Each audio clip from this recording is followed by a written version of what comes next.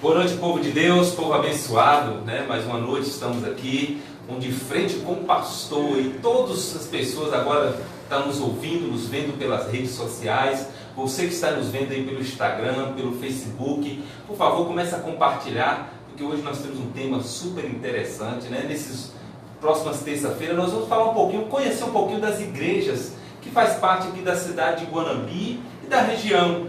Então nós estamos aí chegando, né, não somente em Guanambi, não somente na Bahia, também não somente no Brasil, muitas vezes a gente está até fora do país, porque as redes sociais hoje não tem, né, ou seja, é ilimitado para a glória do Senhor Jesus.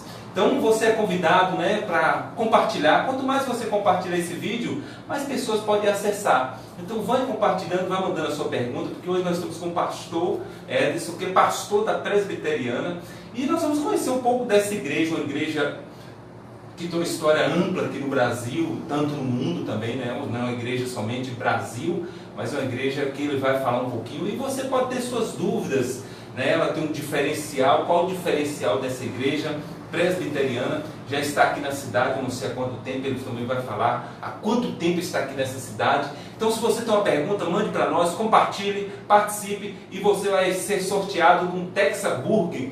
Então o melhor hambúrguer da cidade é o Texas Burger, que está lá na Avenida Petrônio Portela, né, nosso amigo Breno. Então pensa num hambúrguer saboroso. Você pode sair com a tua esposa, com o teu namorado, com a tua namorada, com o teu amigo, e você saborear esse hambúrguer. Não é um hambúrguer daquele que vem, entendeu, de caixinha, não. É um hambúrguer que ele faz um negócio do capricho, sabe? Então participe, você vai estar concorrendo a um hambúrguer. No final nós vamos fazer esse sorteio. O pastor também vai dar uma palavra para você, para a sua família, né, no finalzinho. Então já está no ar, de frente com o pastor. Então comece a compartilhar, participar, mande sua pergunta, e eu já quero começar. Boa noite, pastor. Boa noite, pastor Hélio. Prazer ter aqui com você ter aqui participando, né, de frente com o pastor, poder contribuir de alguma maneira aqui, falando um pouco sobre a Igreja Presbiteriana do Brasil. Estamos à disposição aí, fica ligado aí, chega para cá, né, que está só começando, na verdade. Isso. Também está conosco, né, o Caleb, que está aqui nos visitando também, né, jornalista, trabalha na FG. E também temos aqui o Igor Rafael, que está conosco, e toda a galera ali. Então eu queria começar, pastor, a Igreja Presbiteriana. Da onde surgiu a Igreja Presbiteriana e quando ela surgiu? Certo. A Igreja Presbiteriana, pastor Hélio, ela tem a sua origem na Reforma Protestante, né? Então, aqueles que estudam um pouco a história da igreja aí, a história geral, né? Já ouviram falar da Reforma. Isso. E aí, no período da Reforma, quando houve essa questão dos protestantes ali separarem da Igreja Romana, então eles pensaram o seguinte: vamos então instituir uma igreja. E aí, qual a igreja? Como é que deve ser essa igreja? Vamos para a Bíblia, vamos ver alguns modelos que a Escritura apresenta. E aí, avaliando essas coisas, eles chegaram e perceberam que, né, quando se lê Atos, quando se lê as cartas de Paulo, quando você lê, por exemplo, a carta de Pedro, ele escreve aos presbíteros. Paulo escreve e fala a Timóteo, a Tito, para estabelecer presbíteros. Paulo, antes de caminhar já para o final da sua vida, ele, lá em Atos, ele fala, chama os presbíteros e reúne eles, de forma que se entendeu que um modelo bíblico que apresentava era um modelo onde havia pessoas responsáveis por cuidar, por orientar a igreja. Aí surge daí o nome presbiteriano. A igreja então, que é governada por presbíteros, que sua liderança é presbiterial. Talvez o nome é um pouco estranho, né? Você vê outros nomes de igreja e você fala presbiteriano, mas a origem é essa origem bíblica, de se ver em alguns exemplos bíblicos, igrejas que eram lideradas, conduzidas, pastoreadas por presbíteros. Então, os nossos irmãos reformados do passado, Calvino, John Knox ali, Calvino em Genebra, John Knox na Escócia, entenderam que esse seria um modelo aplicável, seguir um padrão que já tinha meio a cara na Escritura, né? Onde é que fica a Presbiteriana aqui em Guanambi? Aqui em Guanambi, o nosso templo fica na Avenida Guanabara, número 1000, próximo ali, a quem conhece, o Clube de Campo, também a Lagoa João Amaral, que é chamada ali. Então, Avenida Guanabara, número 1000. Uma igreja muito ampla, uma igreja, entendeu? Olha, cabe gente, mega igreja, parabéns. Tem um comentário aqui de Adelaide Prado, ela fala assim: primeira igreja que visitei, uma bênção. Amém. A Adelaide Prata está no Ceará, né? Abração aí para joia. toda a galera aí, né? Que está no Ceará, que Deus abençoe, né? Que vai além dos estados. E a igreja presbiteriana, então, o presbítero. E quem elege esses presbíteros? Como é que é escolhido esses presbíteros dentro da igreja? Certo. Então acontece assim, os membros reunidos, que a gente chama lá na igreja, a gente chama de Assembleia Geral. Então os membros reunidos escolhem, apresentado lá o nome, conforme as prescrições bíblicas. A Bíblia fala, por exemplo, que o presbítero tem que ser alguém moderado, alguém temente a Deus, alguém que seja apto para ensinar, marido de uma só mulher, não dado ao vinho, as prescrições bíblicas. Então a igreja vê quem são esses homens com esse perfil, em dado momento, que é necessário fazer a eleição, e aí a Assembleia se reúne e então se elege o determinado número que é apresentado lá para se eleger. Os que alcançam a maioria dos votos são eleitos, e aí depois eles são ordenados, né, com imposição de mãos, e aí eles assumem o ministério presbiterial, que tem um mandato de 5 anos. Não é uma coisa então renovável. O presbítero, uma vez que ele é ordenado presbítero, ele vai ser sempre presbítero. Só que o mandato dele é temporário. Então lá a gente fala que é assim, que o ofício permanece, só que o mandato é temporário. Então, caso, vencendo o mandato dele, ele não seja reeleito, a Assembleia acha que não deve eleger ele, que eleja outro, ele então fica sendo presbítero, mas o mandato cessa, então ele perde algumas coisas que ele fazia, mas permanece sendo presbítero. Muito interessante. Agora eu queria perguntar, e mulheres? Já teve essa discussão, pode ou não pode? Alguém já saiu com essa ideia dentro da presbiteriana? Surge a ideia. Inclusive é um tema recorrente que é tratado nos concílios da nossa igreja. A nossa igreja ela tem 3 concílios que são ordens de administração e regência da igreja. Ela tem o presbitério, que reúne um número de igrejas em uma região e rege ali, administra aquelas igrejas. Tem um sínodo que já é mais amplo, ele reúne, né, líderes de igrejas de uma região maior, e tem o Supremo Concílio, que rege nacionalmente toda a instituição. Então a instância superior, digamos assim, o STF nosso, é o Supremo Concílio, o sínodo, né, o STJ, e o presbitério ali a primeira instância. E o conselho local da igreja. Né? Então esse tema é um tema que surge, é recorrente, só que a nossa igreja entende, até o momento a gente entende biblicamente, enfim, que a Bíblia demonstra que essa condução da administração, do governo, do pastoreio da igreja é uma função masculina. E aí a igreja, então, as mulheres atuam, trabalham, temos lá uma sociedade... E pastoras também da mesma forma, ou não? Tem pastoras? Não tem pastoras. O governo da igreja, o pastoreio da igreja é uma função que nós entendemos ser uma função masculina. Masculina. As mulheres participam, fazem atividades, como diz lá, tem a SAF, né? É uma sociedade muito forte, que reúne as mulheres, elas fazem muitas ações, é uma bênção. Mas o governo da igreja, elas não são ordenadas. O governo da igreja, nós entendemos que, biblicamente, o governo é masculino. E agora, essa ideia, ela surge somente no Brasil, ou ela é uma ideia mundial mesmo, assim? A presbiteriana tem essa instância mundial, ou é só Brasil? Como é que...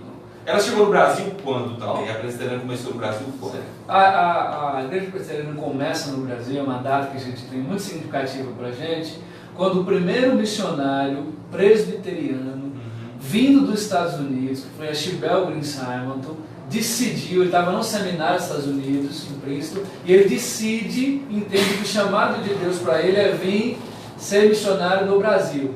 Então ele se mobiliza lá e a igreja americana envia Simonton para cá.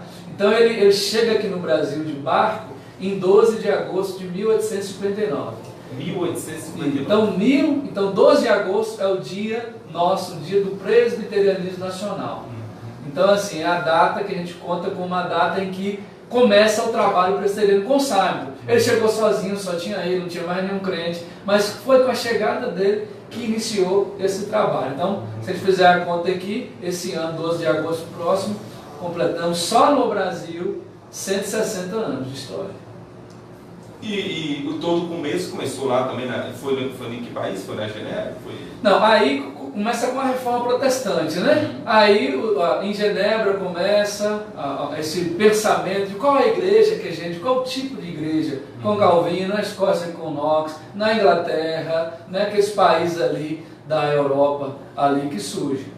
Tem alguma pergunta aí? Tem uma pergunta aqui, pastor, de Oliver. Ele fala assim: por que a presbiteriana não acredita em línguas estranhas?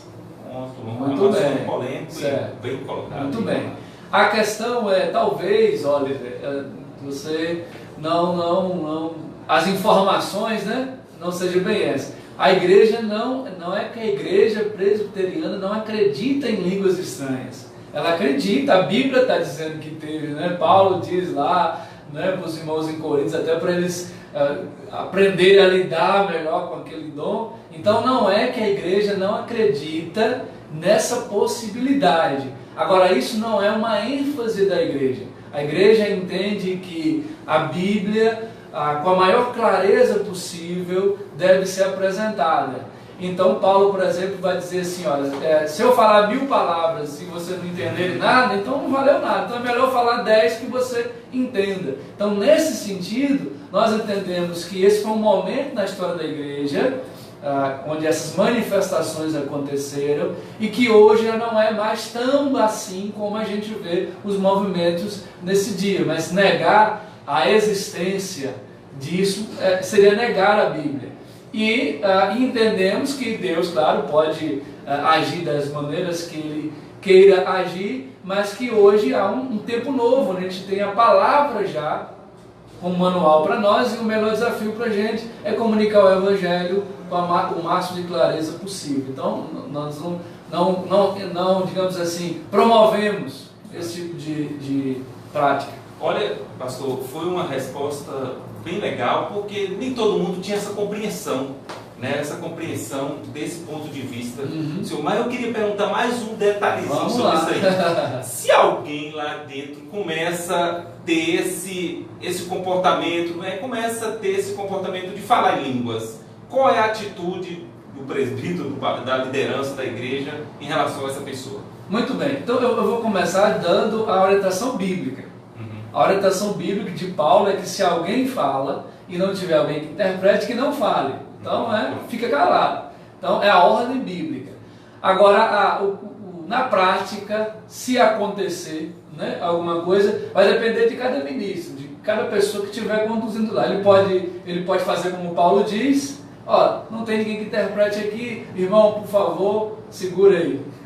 Né? Ou ele pode deixar a pessoa falar, né, se expressar daquela forma lá, até porque ele não sabe realmente se é só emoção, se é só alguma outra coisa, se é de fato uma ação do Espírito. Então ele pode deixar ali acontecer. Então vai depender muito, não tem uma norma assim específica. Tem a norma bíblica. A norma bíblica é: se alguém for falar e não tiver quem interprete, que se cale. Então ele vai, no momento ali, tomar a decisão de... Só vai edificar a si próprio. Isso, né? Só vai edificar a si próprio. Então, esse é o posicionamento, né, da igreja. Bem claro, bem, entendeu? Fica bem claro para todos que estão nos ouvindo. Então, muito interessante isso aí. Se tiver mais alguma pergunta, pode nos interromper aí, tá bom? E aí a igreja presbiteriana também, ela tem um diferencial aí, que foi o chamado calvinismo, né? Vamos chamar assim, e também tem do lado dos batistas, nós temos os arminianismo. E aí fica essa discussão aí, né? Ou seja, do livre-arbítrio, né? Ou seja, da eleição. Isso. E eu queria que você falasse um pouquinho sobre a eleição, do ponto de vista presbiteriano, né? Muito bem. Inclusive a gente tem até um conhecidíssimo batista, que é considerado o príncipe dos pregadores, né? De forma geral, que foi o grande Charles Spurgeon. Ele era batista, né? E Charles Spurgeon, apesar de ser batista, foi um grande defensor da doutrina da eleição. Tem literatura dele sobre isso. Ele é um batista calvinista, né? Então os batistas têm isso. Os batistas têm de tudo dos batistas. Eu sou da linhagem batista, então eu sei que os batistas eles adequam a tudo.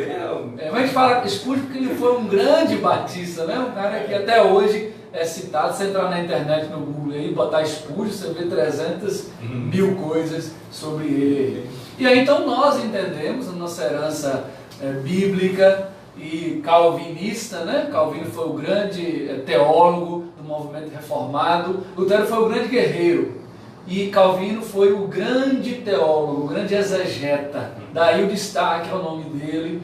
Na época dele, as doutrinas não eram chamadas de calvinista, vai receber esse nome depois, em homenagem a ele. Talvez se ele estivesse vivo aqui, ele não aceitasse isso, mas com o tempo essas doutrinas acabaram simbolizadas aí pelo nome dele. E aí nós entendemos biblicamente, tem algumas passagens bíblicas que a gente pode citar, de que Deus, né, tem os seus escolhidos. Nem todos, nós não somos universalistas, né? Nós não acreditamos que a salvação vai ser para todos, senão a gente tinha que parar de falar que existe o inferno.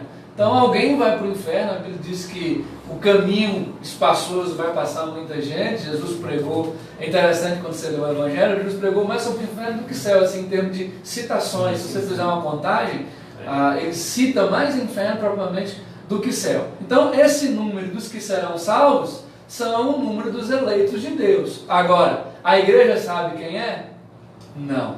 Daí a missão de ter que pregar o Evangelho, de ir anunciar o Evangelho. E agora, eu sei que o Bruno está querendo falar, mas vamos pensar aqui.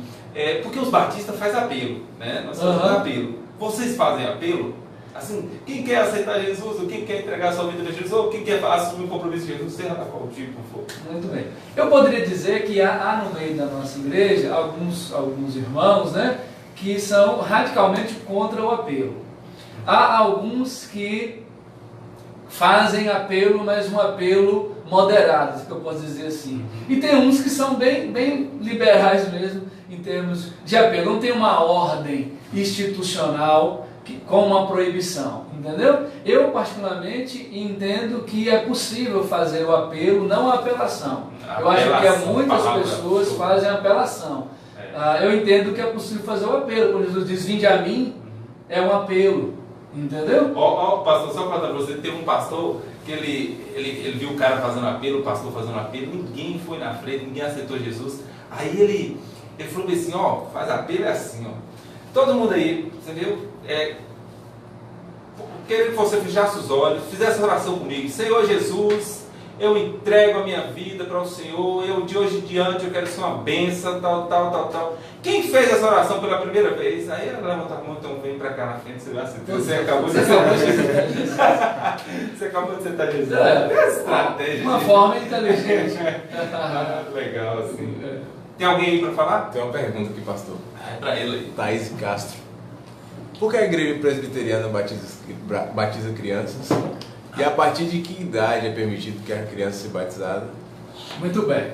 Então a igreja de fato, e esse até em termos de Brasil, é até algo bem vinculado ao presbiterianismo. As demais igrejas, de forma geral, não batizam crianças. Essa é uma herança reformada nossa. E como poucas igrejas no nosso país têm uma origem mesmo reformada, então elas não aprenderam bem esse aspecto aí. Então nós batizamos as crianças e a ideia é batizá-las logo cedo. Então o pai, né, o chamado é que o pai logo cedo consagre seu filho a Deus. E como é que ele consagra o filho a Deus? Batizando. Nós entendemos o seguinte, que o tempo aqui é curto, né? Que o filho do crente pertence à aliança, pertence ao povo de Deus. Qual é o instrumento que foi deixado pelo Senhor para dizer que alguém faz parte do povo de Deus? O batismo. É quando alguém é batizado que ele é recebido na comunidade da fé. Então, se os filhos dos crentes são parte do povo da aliança, são parte da família de Deus, então nós vamos dar para ele aquilo que simboliza. Então nós batizamos eles, e aí depois, lá na frente, eles vão dizer, né? Vão declarar, fazer a profissão de fé. Olha, eu creio, meu pai me ensinou, me consagrou a Deus, eu quero continuar nessa fé. Aí ele faz a profissão de fé dele. Mas eu posso dizer assim, meu filho já é da igreja? Eu posso dizer como presbiteriano, meu filho é. Por quê, pastor? Porque ele foi batizado. Em uma igreja que não se batiza os filhos, aí o que acontece? Seu filho da igreja? É, e não é, mas então ele foi batizado? Mas só não é da igreja quando é batizado, fica um negócio meio complicado de dizer que é da igreja, entendeu? Mas é um tema no mundo evangélico que tem algumas discussões. Né? Mas, pastor, o que eu convidei você aqui não foi para debater, claro. Não foi para falar certo ou errado, de jeito nenhum, não vim para isso, não trouxemos aqui para isso. Com certeza. Mas a gente pode pensar em algumas coisas. Por exemplo, nós apresentamos a criança. A gente tem um momento de apresentar a criança, então automaticamente naquele dia a gente declara que aquela criança agora faz parte do corpo ali da igreja. Né? Agora eu queria perguntar para você, não parece um pouco com a teologia católica? Vou dizer assim dizendo o seguinte, o é o seguinte, é que não parece, é igual, entendeu? Só que nesse aspecto aí é uma coisa que os reformados foram muito sábios. Os reformados, quando eles levantaram as questões dos problemas do romanismo, né, que eles tinham teológicos, eles fizeram o seguinte, mas tem algumas coisas no romanismo que está certo. Então, peraí, nós não podemos pegar tudo agora. Então, houve esse equilíbrio nos reformados, porque na verdade a intenção de Lutero não era nem dividir, era consertar.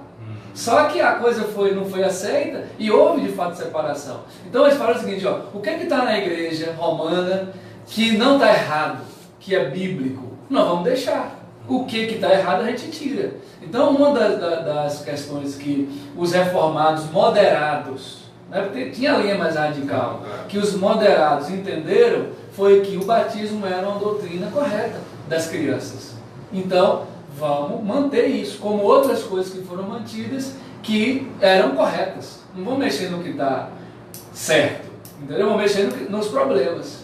Então, essa questão aí, não é parecido, não é igual, porque nós entendemos que batizar as crianças não é biblicamente errado, é pelo contrário. Agora eu queria perguntar, no batismo ainda, vamos lá. Se vem alguém desses movimentos agora neopentecostais, né? Uma pessoa chega lá na sua igreja, vem da Universal, da Graça, ou da Mundial, e fala, pastor, eu estou por aqui, entendeu? Eu queria congregar com vocês. Em relação ao batismo, eu sei que um discipulado, claro, ele vai ter que fazer, né, para adequar todo, né, E em relação ao batismo, qual é a posição de vocês? Muito bem, como esse tema é um tema muito sério, muito solene, muito caro, então o nosso Supremo Concílio já se reuniu algumas vezes tratando essas questões em relação a novos movimentos. Então ele, quando surgem alguns movimentos novos, ele então senta, avalia aquele movimento, vê se as opiniões de fé desse movimento de fato estão conforme o Evangelho, e aí ele então emite um parecer. Então, em relação a alguns grupos, alguns movimentos, a igreja então não é que ela rebatiza, ela batiza. Por quê? Porque se aquela fé que ele foi batizado não é a fé conforme o Evangelho, então ele não foi batizado. Molhou na água, falou o nome do Pai, mas não foi batismo na fé evangélica. Então, se esse é o problema, quando se batiza alguém que vem de outra religião, é a análise dessa fé. Qual é o conteúdo dessa fé? Por isso que os romanistas, né, os católicos, são batizados, porque há um problema sério na fé. Eles são batizados. Só fala rebatizar, mas na verdade é batizar na fé do Evangelho, de Jesus. Muito forte. Estamos aqui com o pastor Ederson, da igreja presbiteriana, e ele está falando sobre, né, a presbiteriana, suas doutrinas, né, tudo que essa história bonita que a presbiteriana tem. Em Campinas eu estudei no Seminário Teológico Batista Independente, mas a maior biblioteca que existia dentro de Campinas estava lá no Seminário Presbiteriano e eu ia sempre lá pesquisar, principalmente tudo que envolvia Calvino, toda a história da igreja, né? É fantástico, uma faculdade hoje, né, Mackenzie, hoje eu fui lá recentemente em Campinas, tá a faculdade de Mackenzie naquele lugar, muito lindo, em um prédio histórico, acho que 1912, uma coisa, né, linda. Então o presbiterianismo no Brasil tem uma história linda. Pode falar, meu irmão. Tem uma pergunta aqui de Sérgio Murilo, ele fala assim: Gostaria de ouvir um pouco sobre a predestinação defendida por Calvino, que também é um conceito presbiteriano. Amo os irmãos presbiterianos. Certo. Murilo? Sérgio Murilo. Sérgio Murilo. Ô Murilo, você me perdoa, mas é porque predestinação é um tema vinculado a tantas outras doutrinas que o tempo não dá, irmão. O nosso tempo aqui é curto, né, pastor? Então, é uma doutrina em volta de uma série de questões que eu tenho que começar bem lá atrás, e aí fica depende para um outro momento a gente vir falar só sobre a destinação. Boa ideia, viu? Perdoa aí, Maurício. Eu acho que nós vamos segurar esse tema só para um dia, viu, pastor? Só para um dia mesmo. A gente pode até preparar um slide, tudo, a gente põe a televisão aqui, porque eu acho que é muito interessante. É um tema que as pessoas sempre perguntam, dentro aqui da igreja, tem pessoas que acreditam dessa forma na eleição. E eu gosto de fazer essas perguntas, por quê? Porque a gente bebe. O pessoal perguntou assim, pastor, ontem eu dando aula, né? Tem um seminário aqui, a gente tem uma escola de servos. Então, pastor, mas você não tem assim, um grupo de pessoas, eu falei assim, olha gente, eu aprendi uma coisa com o pastor. E a gente estuda na faculdade dessa forma. Se eu copio um modelo, eu estou plagiando. Mas se eu bebo dali, eu estou fazendo um artigo científico. Então eu gosto de fazer um artigo. Faz uma síntese, né? Eu gosto de fazer um artigo científico. Então, a presbiteriana também, como Hernandes Dias Lopes, aquele outro lá de Goiás. Augusto de Podemos, que está em Recife agora. Está em Recife? Então são pessoas espetaculares, uma segurança, pastores de Deus mesmo, pastores, né? Então são pessoas que você pode, né, confiar e ouvir mesmo, são pessoas que você pode ouvir os vídeos, tem na internet, os vídeos são fantásticos. Pode falar. Quais são as heranças, Thierry de Oliveira, quais as heranças da igreja presbiteriana para o Brasil? E tem uma outra muito relevante aqui, ó. Qual a visão missionária da igreja presbiteriana para Guanambi? Samuel. Então, Thierry é até nosso amigo daqui, que agora está lá em Campinas, no seminário lá, saiu daqui agora esse ano, foi para lá. Como eu disse assim, o tempo aqui está meio corrido, então não dá para a gente entrar em muitos detalhes, em muitas coisas. A Igreja Presbiteriana, por exemplo, tem uma herança aqui no Brasil, na parte de educação, né? Enfim, missões que são feitas aí, trabalhos indígenas. A igreja tem, de fato, uma obra, uma extensão de prestação de serviços, não só em termos de pregação do Evangelho, mas de obra social, de educação e tudo mais. E a questão, a outra pergunta lá, que o Samuel Foi. Samuel. Qual a visão missionária da igreja para Guanambi? Muito bem, a missão da igreja é sempre essa de alcançar todo pecador, entendeu? De ir em todos os lugares, de acessar a todas as pessoas, de proclamar Cristo em todos os lugares. Então a gente quer alcançar o máximo possível, e a gente vai, no decurso do tempo, obviamente, a gente vai fazendo estratégias, repensando estratégias, planos. Acho que é a mesma coisa que acontece aqui. Você começa, vamos fazer aqui, depois revisa e tal, né? Então, mas é sempre essa. A gente entende que o que o homem precisa é ouvir o Evangelho. Então, o que a gente tem é a missão grande de pregar mesmo o Evangelho a todas as pessoas. A igreja presbiteriana aqui em Guanambi tem quantos anos? A igreja aqui, a história dela, porque na nossa igreja a gente começa assim. Começa um trabalho, né, que eles chamam de trabalho missionário, aí ali cresce, vira uma congregação, aí quando ela se estabelece, tem liderança, aí ela é organizada em igreja. Então a história do presbiterianismo aqui em Guanambi, de igreja organizada, mais de 35 anos. De presença, de trabalho, de congregação e tudo mais, tem mais de 50 anos. Na verdade, na região aqui, o presbiterianismo chegou com missionários americanos que se instalaram em Caetité. Isso. Então, a igreja presbiteriana em Caetité, ela é centenária. Você não tem ideia? Então, de lá começou a vir para cá, mas aí por volta de 50 anos que os primeiros presbiterianos começaram aqui. Mas como igreja organizada, mais de 35 anos.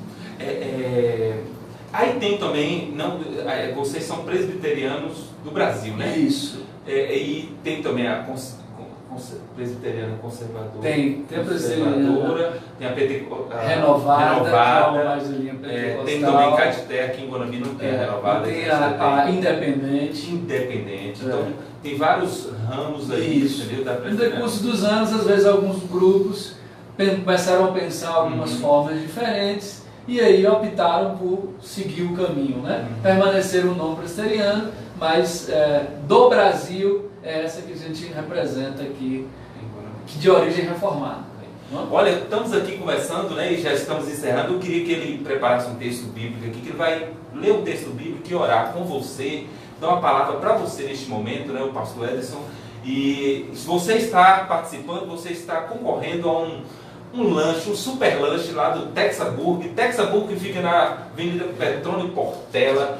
É um lanche maravilhoso, um lanche que vale a pena você levar a sua família ali. Pastor pode levar a sua família lá. Lanche gostoso que só. Então, ele está aí oferecendo. Então, você pode participar, pode mandar a sua pergunta. Agora já a pergunta que já está parando, mas pode ir curtindo aí. E o pastor Edson vai estar lendo um texto para você, por você hoje.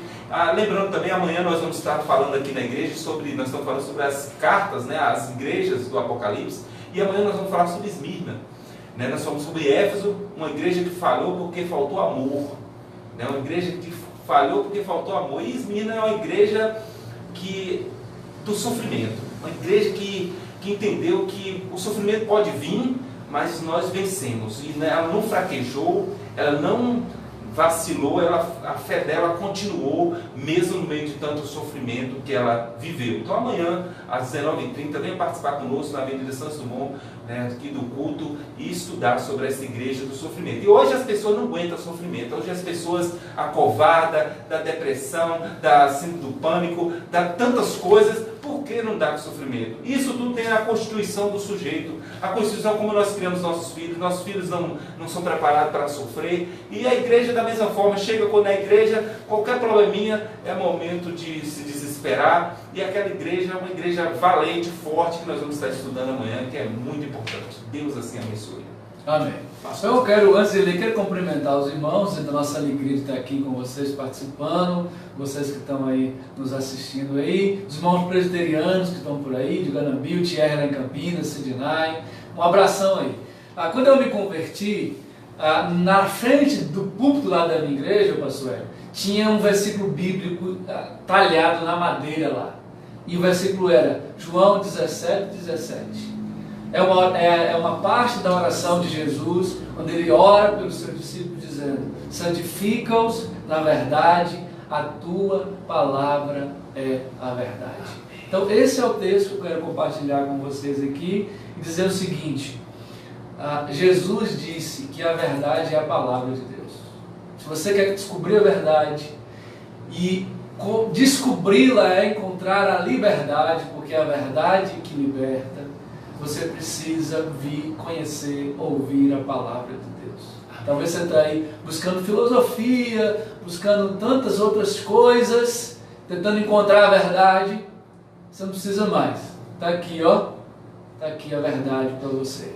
Jesus disse que a palavra de Deus é verdade. Portanto, onde você estiver, como você estiver, pare mesmo, valorize a palavra, estude a palavra, medite na palavra. Ela é a verdade que pode libertar você de todo mal, dos danos do pecado, e pode trazer para você esperança, segurança para a vida eterna. Então essa palavra aqui para você, que Deus te santifique na verdade, porque a palavra dele é a verdade. Deus abençoe a vocês aí.